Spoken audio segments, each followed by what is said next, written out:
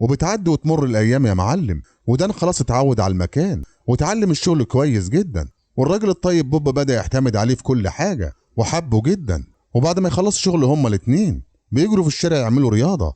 بعد كده ليلى بتحس ان عمرها بدأ يعدي، واهم حاجة عند جوزها الفلوس والمكسب، وحاسة ان هو مش بيفكر فيها وعلى طول ناسي حقوقها، واحساسها ومشاعرها مش فارقة عنده. علشان كده كانت زعلانة منه دايما وعصبية عليه على طول، وبدأت تعامله بطريقة مش كويسة. عشان كده بوب بدأ يحس بيها ولاحظ معاملتها السيئة ليه، وحس انها متغيرة من ناحيته وما كانش عارف ايه سبب كده.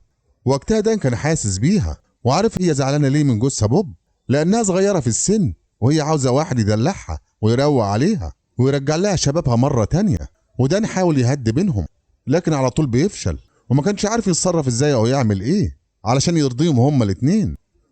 وفي يوم من الايام يا صاحبي دان بيرجع بدري من محل السمك، ولما فتح الباب شاف ليلى في الحمام بتعمل شاور. وقتها ليلى شافته وهو بيبص عليها، راحت بسرعة قفلت الباب، ولما طلعت من الحمام اتكلمت معاه عشان تعرف ايه اللي رجعه بدري. قال لها انا تعبان شوية وحبيت اريح. بعد كده بدأ يحكي معاها وقال لها انت ليه متغيرة مع بوب ومعاملتك معاه مش كويسة.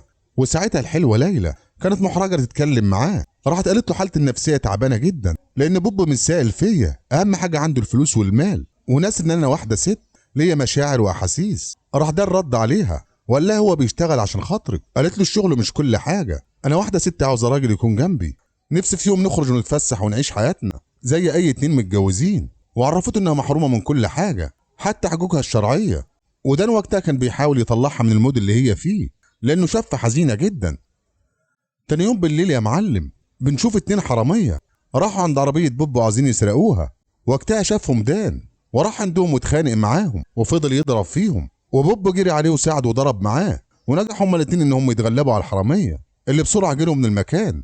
في المشهد اللي بعد كده بنشوف دان وبوب بيتمشوا على البحر، وبوب اتكلم معاه وبدأ يقول له على الحلم بتاعه ان نفسه يعمل مطعم سمك كبير ويبقى ليه فروع في كل مكان ويبقى اكبر مطعم سمك في فرنسا. وبالليل يا معلم بنشوف الحلوة ليلى وهي بتعمل شاور في الحمام وحاطة السماعة في ودنها وبتغني ومبسوطة والدنيا حلوة معاها. وقتها دان سمع صوتها وهي بتغني، عشان كده بدأ يتخيلها ويفكر فيها، وبدأ الشيطان يسيطر عليه. عشان كده لبس الروب بتاعه بسرعة وطلع بره الغرفة بتاعته وراح عند الحمام يتفرج عليها وهي بتعمل شاور، لكن خاف ان ليلى تطلع على غفلة وتشوفه وتعمل معاه مشكلة او جثة بوب يشوفه.